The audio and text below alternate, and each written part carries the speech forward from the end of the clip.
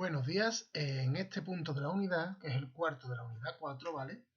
Vamos a hablar de la modulación del color, o sea, de los atributos de color, ¿vale? En los anteriores hablamos de otras cosas, en este vamos a hablar de la modulación del color. En primer lugar, hay que tener claro que las variaciones del color respecto a su saturación o luminosidad originan la modulación del color. Vamos a hablar posteriormente de lo que es la saturación y luminosidad de forma más extensa. Incluso vamos a ver un ejemplo con Illustrator. Cada nueva sensación cromática así conseguida se denomina tono, ¿vale? Respecto a colores, hay 7 colores, como hemos ido viendo, ¿vale?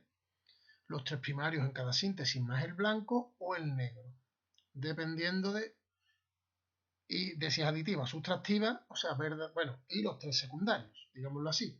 El resto son tonos a partir de estos 7 colores básicos. Los 3 primarios, los 3 secundarios, esto lo tengo que volver a redactar, más el blanco o el negro, dependiendo de si la síntesis es aditiva o sustractiva.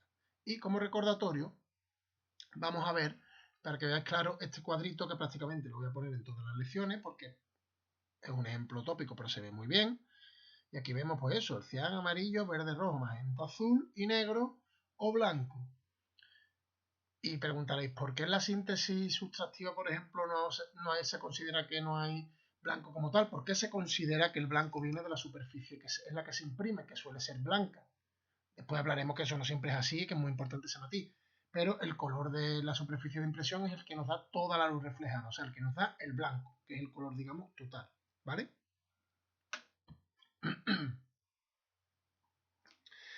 Respecto al tono, cada sensación cromática obtenida al variar la saturación o luminosidad de un color se denomina tono, ¿vale? Y el tono es la característica cualitativa del color y lo determina el color dominante. Como hemos visto, tanto en CMYK como en RGB se mezclan diversos colores, pero el tono viene de un color dominante, o sea, del que tiene más número, digamos, hablando como antes hemos visto problemas.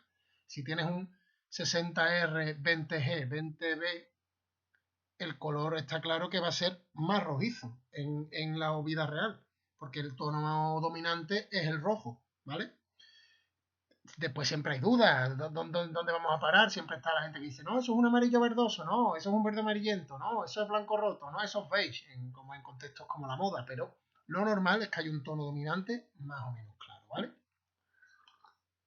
Y eso lo determina el color dominante, el que tiene una carga numérica mayor, si pensamos en clave como los problemas que acabamos de hacer en la unidad, en la parte 3, ¿vale? Cuando hablamos de tono nos estamos refiriendo a los colores del espectro de luz visible, del cual hablaremos después, porque los humanos tienen un espectro de luz visible además relativamente limitado, ¿vale? Que va del violeta o del púrpura al rojo, ¿vale?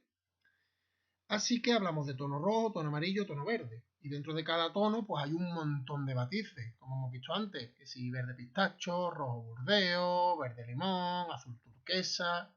Solo hay que ir a una tienda de ropa para ver todo este tipo de tonos diferenciados, ¿vale?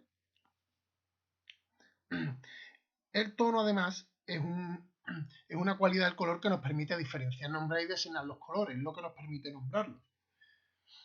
Y la tonalidad, ahora veremos un poco, porque esto en el tema no viene un poquito corto, pero lo voy a ampliar un poco aquí para que quede más o menos claro, ¿vale? La tonalidad es consecuencia de la longitud de onda dominante de ese tono. Y yo lo voy a explicar aquí como curiosidad, porque el tema me parece que viene un poco cortito. ¿Y qué es la longitud de onda dominante? ¿Qué es la longitud de onda en general? Pues lo que vemos aquí, ¿vale? Esto es el espectro de luz visible a los humanos, que son los colores del arco iris, como vemos. Que eso tiene su razón física de ser, pero ahora eso es ciencia y no lo vamos a explicar ahora mucho, ¿vale? Pero, como aquí vemos, en el espectro de luz visible, cada color tiene una longitud de onda distinta, ¿vale? Y una frecuencia distinta, que van un poco superponiéndose, ¿vale? Y ninguno se toca con la otra. ¿Y por qué, por ejemplo, como curiosidad?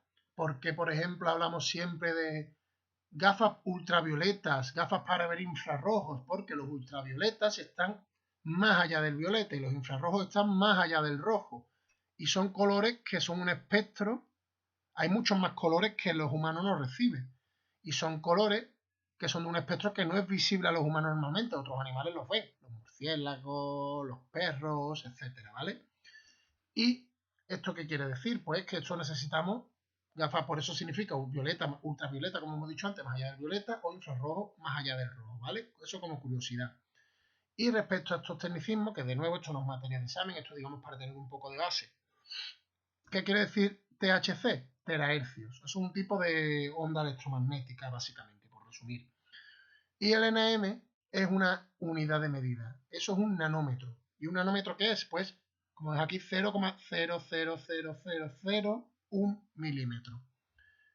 Y por eso estas ondas pues son X nanómetros, ¿vale? Y eso son las ondas, digamos, perceptibles. Y lo que varía la tonalidad de un color. Digámoslo así, ¿vale? Espero haber explicado esto bien. Y lo dicho, esto es como curiosidad para que tengáis una base de qué es exactamente la longitud de onda y por qué los humanos ve como ve, ¿vale? Y ahora vamos a pasar a hablar de la saturación, ¿vale? Que es una de las primeras cosas que vamos a ver hoy y después veremos la luminosidad. La saturación es una característica cuantitativa. La determina la mayor o menor presencia de color. Es la que determina más bien, ahí falta un qué, la mayor o menor presencia de color. A más saturación, más aportación de color, siendo su valor el del porcentaje máximo de color. Y aquí viene como ejemplo el 100 o el 255 que todos manejamos en Illustrator. Normalmente, si manejamos la barra de saturación, el 100 es el máximo de saturación de un color si estamos en CMYK o 255 si estamos en RGB. A partir de ahí no hay más de ese color. Ya no se puede saturar más, digámoslo así, ¿vale? Y en el caso de tonos compuestos de más de un color, la saturación global será la que corresponda al color de máxima aportación.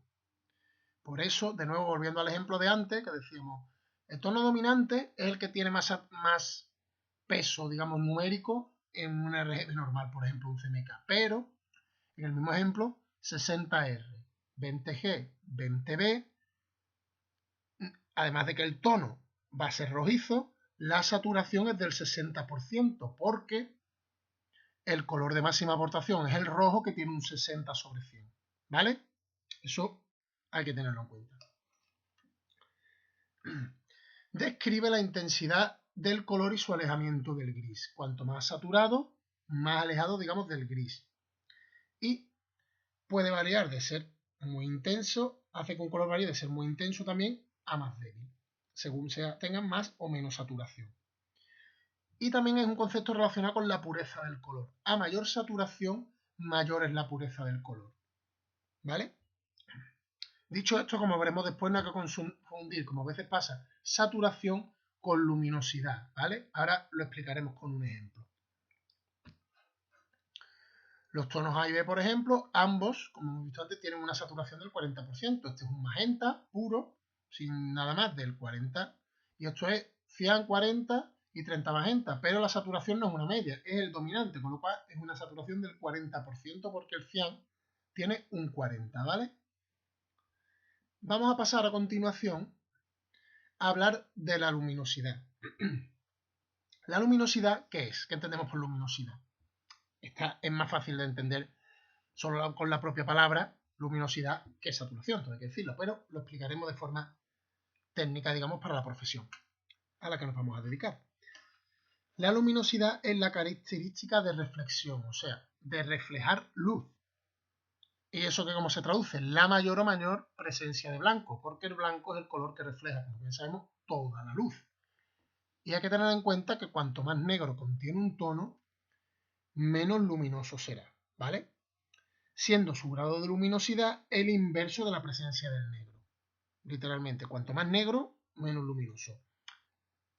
Esto es matizable porque muchas veces, como sabemos, ya ven con barnices y cosas especiales, tú puedes imprimir en negro brillo o negro satinado, que refleja un poco, pero esto es acabado con barnices y demás, no viene para el tema del color. Pero sí que es verdad que hay negros brillantes a la hora de imprimir y trabajar, ¿vale? Pero va por otro lado.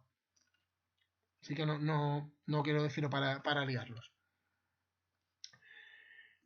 En este aspecto, además, hay que decir que no necesariamente la presencia de negro genera una falta de luminosidad, ya que en el caso de los tonos con presencia CMI, por el principio de síntesis sustractiva, en el que 20 de C más 20 de M más 20 de I, por ejemplo, son 20 de K, generan una aportación de negro. Eso es evidente, ¿vale? Aunque no aparezca como tal en la K. Describe la claridad u oscuridad del color y es independiente de la saturación o tonalidad que tenga. Y vemos un par de ejemplos. Uno viene en el tema. Un rojo muy saturado puede ser muy oscuro, como el del vino tinto, un vino tinto viejo, espeso, tal, es muy oscuro, pero al mismo tiempo muy saturado, un rojo muy saturado. Y si no, nada más que ve que se te caiga una mancha de vino en un tono blanco, no vuelve a salir. Y muy brillante. Y pone el ejemplo de una flor de geranio. Una flor de geranio tiene unas hojas muy brillantes y sin embargo es un rojo muy saturado.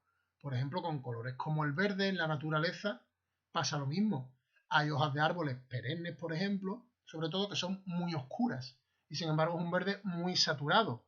También hay hojas verdes caducas, sobre todo de árboles caducos, que son verdes mucho más claros y también son muy saturados porque son colores, tonos naturales para llamar la atención, muy saturados, ¿vale? O sea que la saturación, como hemos visto, está separado de lo que es la luminosidad, ¿vale? Aquí vemos, por ejemplo, con un ejemplo, que los tonos A y C tienen una luminosidad del 80%, ¿vale? Porque tienen 20, digamos, de K, ¿vale? Siendo el C, eso sí, menos saturado que el A y que el B. ¿Por qué?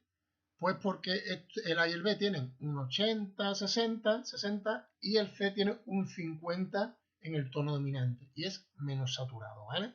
Porque el brillo, como hemos dicho, depende del negro y la saturación depende del tono que sea más dominante, ¿vale?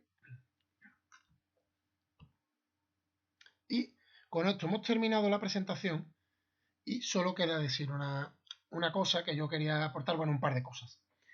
Podemos observar los resultados cromáticos, consecuencia de aplicar una variación de saturación o luminosidad a un tono a partir, por ejemplo, de un ejemplo que viene en el tema que me parece que es muy gráfico.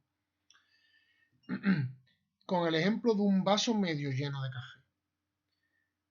El café es el tono base, es un negro casi puro.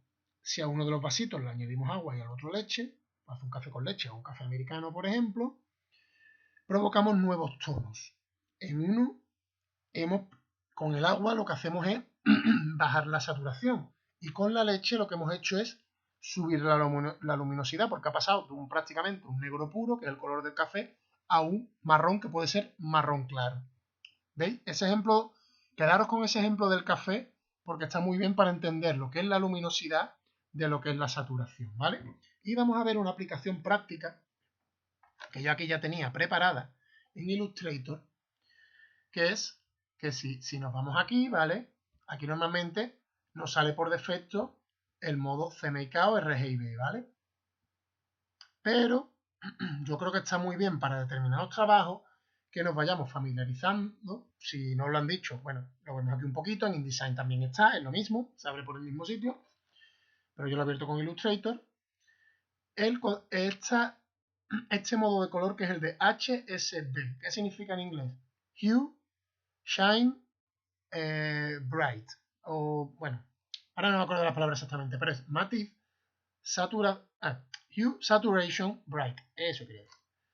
Matiz, saturación y brillo, ¿vale? El matiz es como para pasar de un color a otro, eso no viene al caso, pero sí que pasa, el matiz es como para pasar de un color a otro, ¿vale? Del espectro del rojo al del púrpura, como vemos aquí. Y ahora tenemos un azul muy saturado y este tipo de herramienta está muy bien para trabajar, digamos, con las propiedades físicas del color y coger un color y decir, pues quiero ver la gama cromática. Le voy a bajar saturación, ¿vale? A este color. Bueno, a este no, que se ve pequeño. Lo acabo de ver. A este le voy a bajar la saturación, ¿vale? Y pasa a ser casi un gris. Ya está mucho más cerca del gris. Aquí podemos ver físicamente cómo lo de que se aleja del espectro del gris cuanto más saturado es verdad. Y lo vamos a poner al máximo y es un azul muy saturado, ¿vale? Vamos a bajarle el brillo a este azul tan saturado. Un azul casi negruzco, ¿vale? Pero si lo subimos a un azul bastante saturado, no como cuando lo bajamos aquí, y Sin embargo, aquí sí se baja casi al blanco prácticamente. Esto se puede aplicar a todos los colores. Y lo dicho, este modo de color, para conseguir, por ejemplo, imaginar que estamos haciendo, como cuando hacéis con Noelia en la clase de ilustración vectorial, una manzana. Ponemos un verde medio. Y sin embargo, con esta herramienta podemos, es un truco como otro cualquiera, para ir variando la saturación y el brillo del verde y conseguir verdes más saturados, más sombreados, para conseguir, digamos, el efecto tridimensional de la manzana que hacéis con Noelia, ¿vale? Y esta herramienta está muy bien para eso y además es una forma de ver de forma práctica los colores, cosa que si no, normalmente se queda en un ámbito un poco abstracto y es más difícil de entender, ¿vale? Y yo intentaré en Illustrator InDesign ir enseñando aplicaciones prácticas de las cosas, digamos, más abstractas del color para hacerlas más accesibles, ¿vale? Y con esto ya hemos terminado el vídeo de hoy.